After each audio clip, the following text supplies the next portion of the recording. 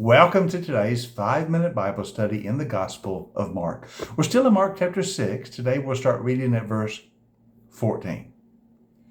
Now, in the paragraph we just finished up in yesterday's session, Jesus had sent his apostles on mission. The first time they'd been sent on a mission.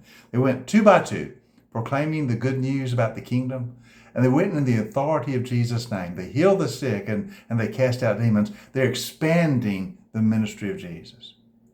Now, later on in the chapter in verse 30, Mark will return to this about what happens when the apostles return after their mission and how they report back to Jesus all that's occurred.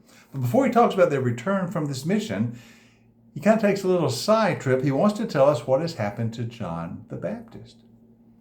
Now remember, we haven't seen John the Baptist since chapter 1. The Baptist ministry was to prepare the way for the coming of Jesus, for the coming of the Messiah. He was to get the people ready.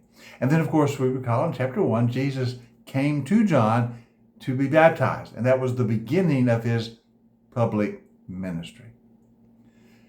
Now, after Jesus is baptized, Mark simply tells us in chapter 1 that John was put into prison. John was arrested and placed in prison by Herod the king. He's not been mentioned again. And so now Mark returns to John the Baptist. He wants to tell us what has happened to John. So let's begin reading at verse 14 about King Herod. King Herod heard about this. Now, this is all the ministry of Jesus. King Herod has received reports about Jesus' expanding ministry. The crowds around Jesus are growing. His fame is spreading. And also sending the apostles out 2 by 2 spreads it even further. So all this comes to the attention of King Herod. King Herod heard about this, for Jesus' name had become well known.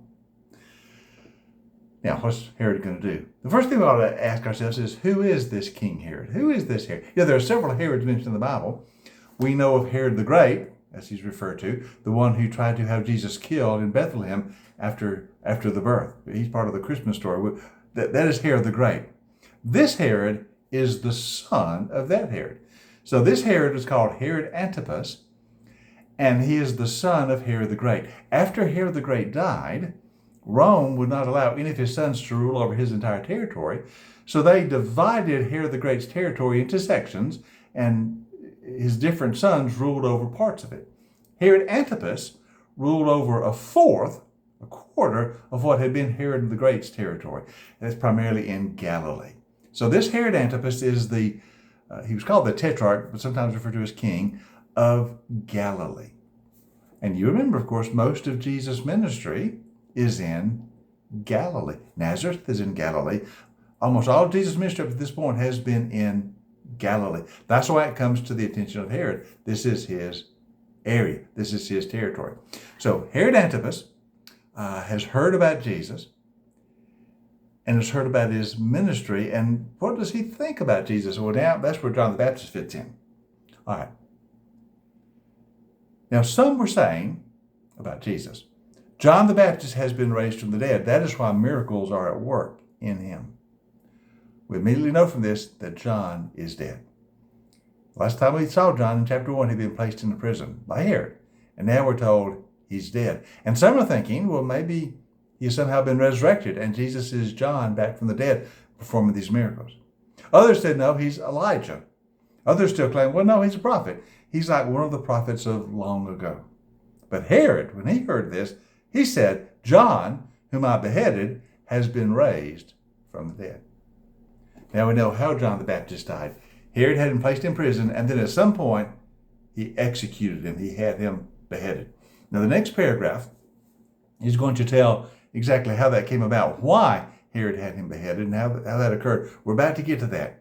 But before that, Mark mentions that the crowds have divided opinions. They think there's something extraordinary about Jesus. As already indicated, some think he's John back from the dead. Others think maybe he's Elijah. Remember, the Old Testament prophet Malachi had said that before the great day of the Lord, Elijah would come, or at least someone in the spirit of Elijah. Maybe Jesus is that Elijah. Others think, well, no, he's just a prophet. He's one of the prophets like of old. You know, years ago, we had these great prophets like Isaiah and Jeremiah and Ezekiel. Maybe Jesus is one of the prophets returned. It's been a while since we've seen a prophet. Maybe Jesus is a prophet. Of course, he was a prophet. but more than a prophet. He was the fulfillment of all the prophets pointing to. Jesus is the Messiah. He's the Messiah. He's not Elijah. Elijah prepares the way for the Messiah. Actually, John the Baptist was Elijah. He was in the spirit of Elijah, preparing the way for the coming of the Messiah. So the crowds haven't got it right yet. They know Jesus is extraordinary, but they're not quite sure exactly who he is. Herod thinks he's John the Baptist back from the dead. That unnerves Herod. I killed John, and now who is this? Well, in tomorrow's session, we're going to see exactly what occurred to John the Baptist, how Herod had him killed. So join us next time for our 5-minute Bible study in the Gospel of Mark.